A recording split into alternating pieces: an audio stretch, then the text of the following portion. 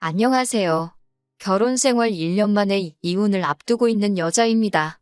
돈이 웬수인 건지 아니면 남편의 자격지심이 문제인 건지 이렇게 결혼 생활이 끝나버릴 줄은 상상도 못했습니다. 24살의 친구 소개팅으로 동갑내기인 남편을 만나게 되었습니다. 둘 다 어렸으니까 당연히 결혼을 목적으로 만난 건 아니었고 가벼운 마음으로 만난 사이였습니다. 당시 저는 졸업을 앞두고 있었고 남편은 군대에서 전역해 3학년이었어요.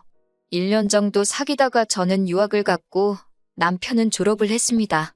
그 무렵에는 제가 귀국을 할지 안 할지 정해지지가 않아서 헤어진 것도 사귀는 것도 아닌 애매한 사이로 지내고 있었어요. 그러다 제가 대학원을 마치고 한국으로 취업을 하면서 귀국을 했고 남편도 그 사이에 직장을 잡았습니다. 그렇게 다시 만나게 된 저희는 2년 정도의 연애를 하고 결혼까지 하게 되었습니다. 무엇보다 그 긴 시간 동안 마음 변하지 않고 한자리에서 저를 기다려준 모습이 너무 좋았어요. 제가 해외에 있는 동안 남편의 존재는 많은 위로와 위안이 돼주었고 그렇기에 저희 부모님도 남편을 무척 마음에 들어 하셨어요. 하지만 막상 결혼 준비를 하면서 시댁이 많이 어렵다는 사실을 알게 되었습니다. 지방에 계시는 시부모님은 전에는 공장에서 근무를 하셨고 신우와 남편이 취직을 하면서는 일을 그만두셨다고 했습니다. 지금 두 분이 거주하시는 20평대 작은 아파트가 재산의 전부라 들었고 은행에 대출이 좀 있다고 하시더라고요. 남편 말에 의하면 신우들도 시집갈 때 자기들이 모은 돈에 대출받아서 갔다고 했습니다. 그런 사정을 전에 듣게 된 친정부모님은 걱정이 많으셨고 저에게 이 결혼을 진지하게 생각해보려고 하셨습니다. 저희 친정이라고 해서 유난히 재산이 많거나 그런 건 아닙니다. 하지만 사업을 하셨던 저희 부모님은 노후 준비도 다 되어 있으시고 서울과 경기의 아파트도 두 채 가지고 계셨습니다. 시댁과 비교했을 때는 확실히 나은 조건이기는 했어요. 친정 부모님은 결혼 생활이라는 게 사랑만으로 하는 건 아니라고 잘 생각해보고 결정하라 하셨지만 저는 그때만 해도 오히려 친정 부모님이 야속하기도 했어요. 돈이라는 게 있다가도 없고 없다가도 있는 거라고 생각했고 아직 저희 둘 다 젊으니까 앞으로 열심히 벌고 모으면 된다고 생각했지 시댁의 경제 상황이 저희 부부에게 어떤 큰 영향을 끼칠 거라고는 생각지 못했거든요. 친정 부모님은 제가 남편을 얼마나 사랑하는지 아셨기 때문에 이 결혼 못 시킨다라고 끝까지 말리시진 못하셨고 결국 허락해 주셨습니다. 단지 저에게 말씀하시길 살다가 힘들면 언제든 돌아오라고 하시더군요. 그렇게 결혼을 진행하게 되었습니다. 시부모님은 하객으로 부를 사람도 많지 않고 도와주실 능력도 안 되신다며 저에게 알뜰하고 간소하게 식을 올리라고 하셨습니다. 하지만 하나뿐인 딸이 결혼을 한다고 하니 친정 부모님께서는 해주실 수 있는 한 최고로 좋은 것만 해주고 싶어 하셨습니다. 친정아버지는 그냥 우리 쪽에서 다 부담하면 어떻겠냐고 하셨지만 저는 남편에게 부담을 주고 싶지도 않았고 친정부모님께 그렇게 시작부터 손을 벌리고 싶지도 않았습니다. 그래서 결국 시부모님이 처음에 말씀하셨던 대로 간소하고 조촐하게 식을 올렸습니다. 결혼식도 지원을 못 해주신다 하셨고 신우들도 다 자기 능력으로 시집 갔다고 했으니 경제적인 부분에 있어서는 시댁에 아무런 기대도 없었습니다. 그나마 다행인 건 결혼 전 친정부모님이 제 앞으로 해주신 작은 아파트가 있었기에 그곳에서 신혼생활을 시작하게 되었습니다. 이미 기존에 제가 쓰던 가구며 가전제품들이 구비되어 있었기 때문에 일단 서로의 예산이 허락하는 한에서 몇 가지만 바꾸기로 했어요. 그리고 여기까지도 저는 아무런 불만도 없었습니다. 종종 친정이나 시댁에 도움 없이 시작하는 사람들을 듣고 봐왔고 저는 개인적으로 대단하고 멋지다고 생각했거든요. 그에 비해 저희는 집도 준비되어 있었고 그 때문에 아낄 수 있는 부분이 많았기 때문에 여러모로 이미 유리하게 시작해서 다행이라고 여겼습니다. 하지만 제가 시댁에 바라는 게 아무것도 없었음에도 불구하고 결국엔 돈 때문에 시부모님과 안 좋아지게 되었습니다. 저희 집들이 때였어요. 지방에 계신 시부모님도 올라오셨고 신우들도 왔어요. 제가 미리 준비한 음식 몇 가지와 배달 음식을 더해 한상 차렸고 다들 맛있다고 준비하느라 고생했겠다고 한마디씩 해주었습니다. 다들 하호 웃고 분위기도 괜찮았어요. 그러다 시어머니가 저희 집 TV를 보더니 TV가 너무 좋다 하시면서 우리도 TV를 바꿔야 되는데 그러시더라고요. 그러자 신우들도 맞아. 엄마 집 TV 너무 오래됐지. 전에 보니까 TV 바꾸긴 해야겠더라 하며 한마디 더 하더라고요. 저는 그게 저희한테 하는 말씀일 거라고는 상상도 못했습니다. 단지 속으로 저번에 갔을 때 화면 잘 나오고 소리 잘 나고 멀쩡해 보였는데 그 사이에 고장이라도 났나? 생각만 했어요. 그래서 시어머니께 TV가 왜요? 고장났어요? 라고 물었더니 시어머니가 저를 보면서 고장난 건 아닌데 니네 TV 보니까 좋아 보여서 그랬다 그러시더라고요. 그리고 결혼하면서 저희 친정아버지가 제 차를 바꿔주셨거든요. 남편은 연애할 때부터 차가 없어서 늘 제 차를 함께 썼고요. 아무튼 시부모님이 안 주무시고 바로 내려가신다 하시길래 그럼 제가 역까지 모셔다 드린다고 했습니다. 그렇게 시부모님을 차에 태워드렸는데 이번에는 연신차가 너무 좋다 하시면서 우리도 차 바꿔야 되는데 또 그러시더라고요. 제가 뭐 딱히 할 말도 없고 그래서 전 그냥 운전만 하고 있었습니다. 다만 아까 TV도 그렇고 왜 자꾸 저런 말씀을 하시지 싶기는 했어요.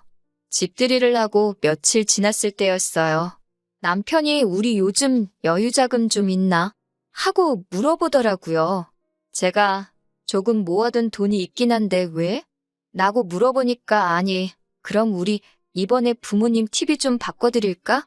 그러더라고요. 그래서 제가 신혼인 우리가 그걸 왜 바꿔드려? 아직 우리 거 살 것도 많은데. 그랬어요. 그러자 남편이 그때 시어머니가 갖고 싶어 하는 거 저도 받지 않냐면서 그냥 하나 효도한다 생각하고 사드리면 안 되냐고 그러더군요.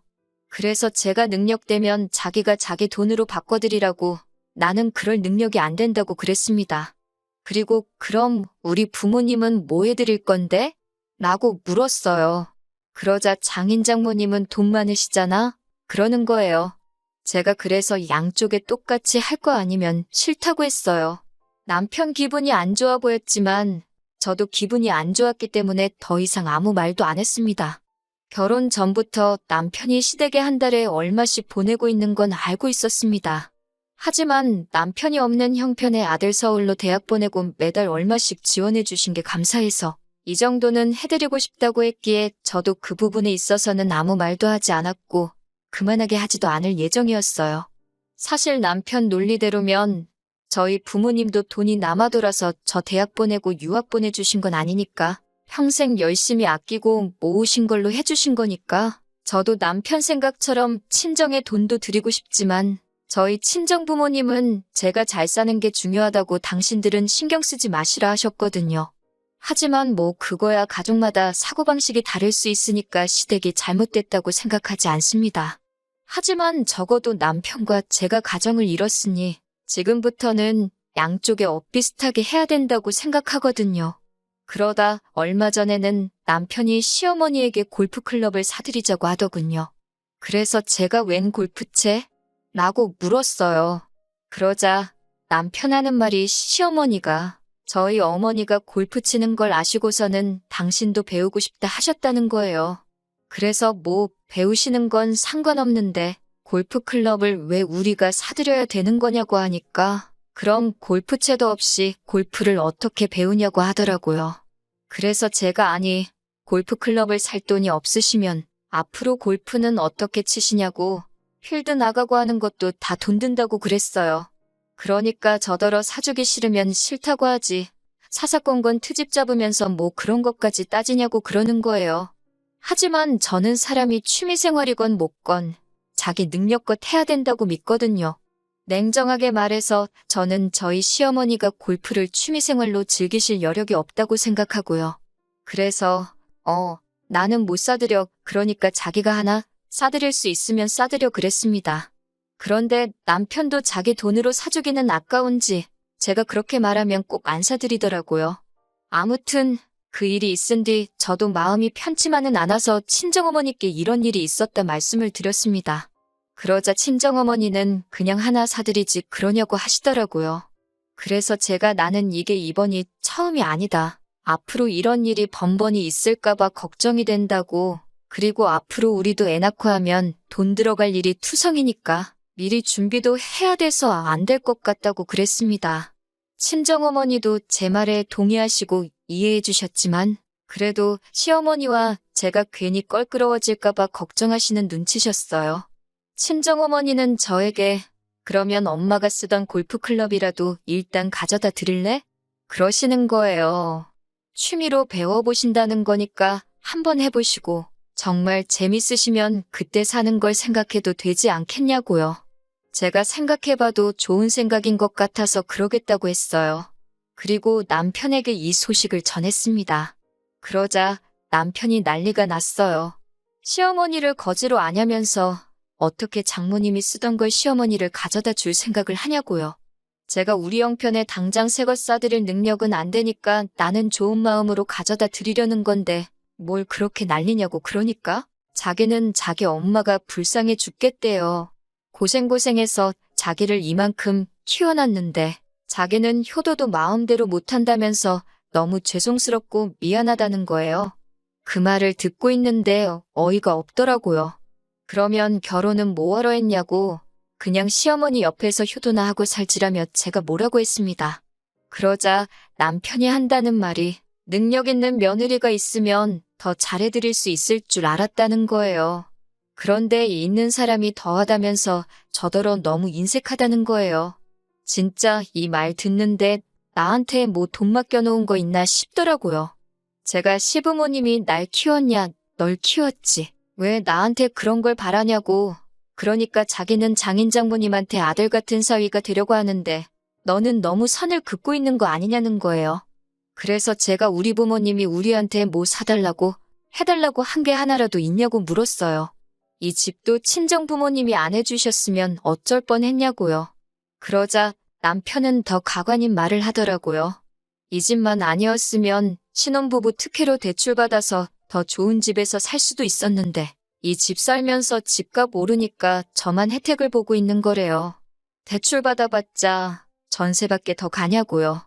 그리고 저랑 살면서 이 집값이 오르면 결국 그 돈 남편이랑 저랑 같이 쓰고 살지 저 혼자 먹고 살 거 아니잖아요.